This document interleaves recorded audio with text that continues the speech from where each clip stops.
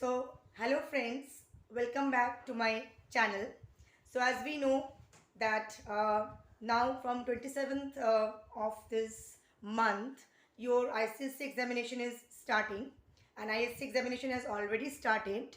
So, I come in this session to discuss with you the various ways by which you can overcome your tension and get good marks in your upcoming exam.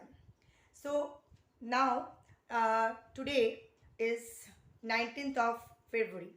After 15 days, you are appearing for History Civics exam, and in today's session, I like to discuss the History Civics suggestion by which you can get good marks in your exam.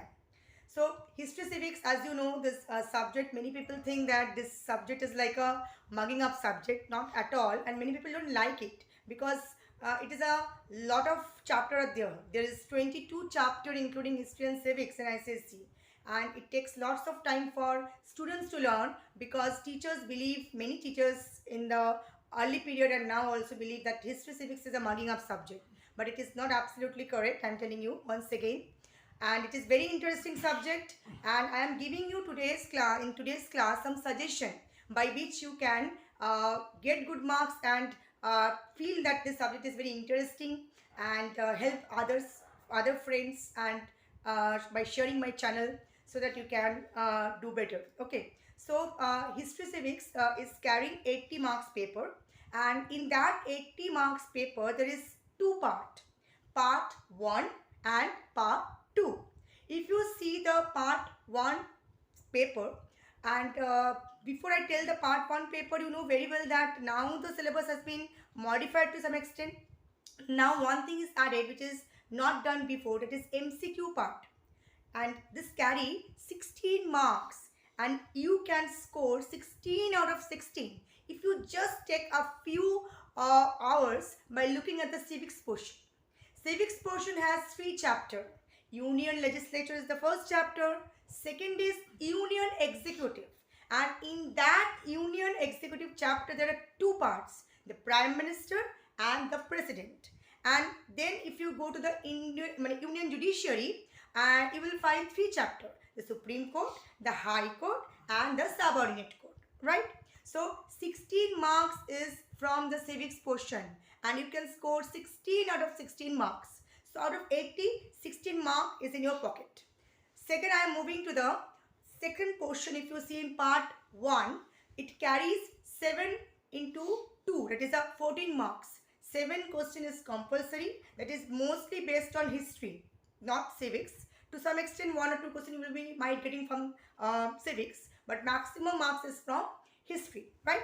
So basically, students and the friends, I would like to tell you that the objective type questions which you are doing in from your exercise, from your various books like ICSE last 10 years, if you go back, then you can see that there is a Oswald books from in the last year. Many many students of mine have followed this Oswald publication of book of term 1 and term 2. If you go back on this book, you will find that there is very short question, right?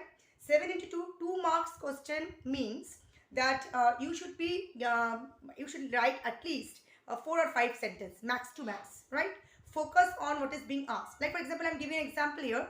For example, write the objective of Indian National Army. Just you have to write the objective. Okay. In this short question, you cannot mug up totally, or you cannot write by your own language. You have to know for what question, what answer I should write. Otherwise, will not be able to score good marks, because it is not a long marks. It is a 2 marks question.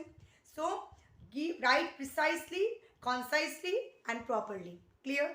So part 1 is finished. Out of 7 questions is there, and each carry 2 marks. So you can get at least 14 marks. Out of 14, you can score at least minimum 9 or 10. So if I think that you will score 10, and from the MCQ, if you score 16 out of 16, then it carries how many marks? 26 marks. So out of 80, 26 marks you have survived for your lifetime. Next, I am going to section B. In the section B, the first portion, there is 3 questions.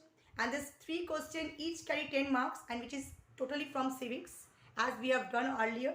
Those who appeared before COVID pandemic, they appeared in this section only. So from the 3 section, if you see, Union Legislature, Union Executive and Union Judiciary. So I am giving you a suggestion here. Out of Union Legislature, Executive and Judiciary, you can do any 2 chapter.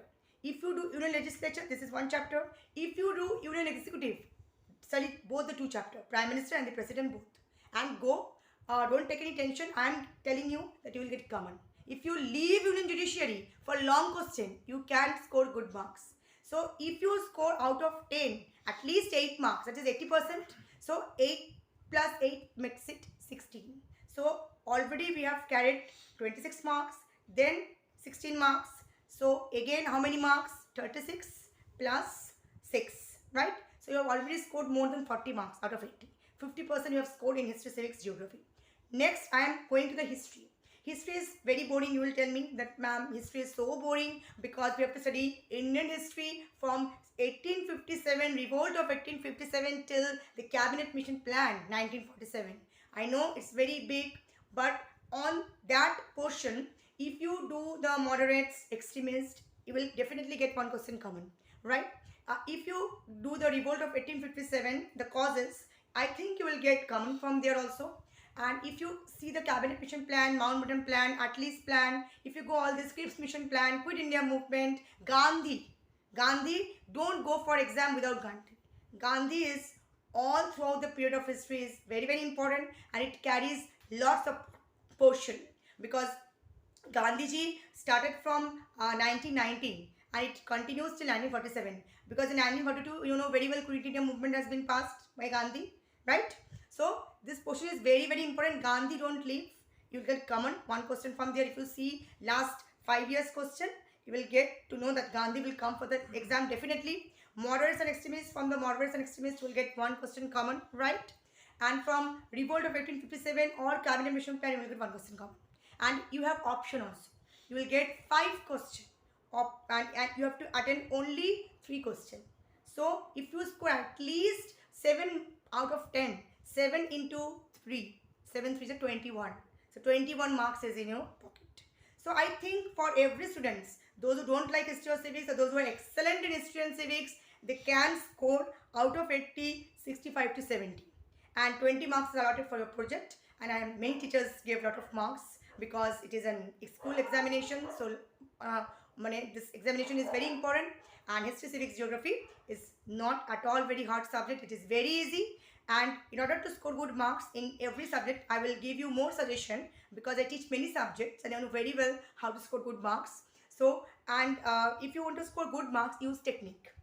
Technique doesn't mean to study all, and it doesn't also means to study only suggestion. No. Technique means how to score marks by the allotted marks which has been given to me, and in what way I should write my answer to make it more beautiful, more interesting, more elegant, right? So examiner feel very happy to study my paper. Another thing is very important according to me, that beauty is the most important essence of life, you know very well. So write your answer properly. After you complete your one answer, give at least 2-line gap so that whenever you want to add something, you can add. Then do the next question. Whatever you know best, write it fast. Write it fast and then go to the next portion. So there's some technique which you should follow for your exam, right? And if you practice in this way, at least in your home for 2 hours, it will be very beneficial for all the students who are appearing in the upcoming examination which took place in the 6th of March.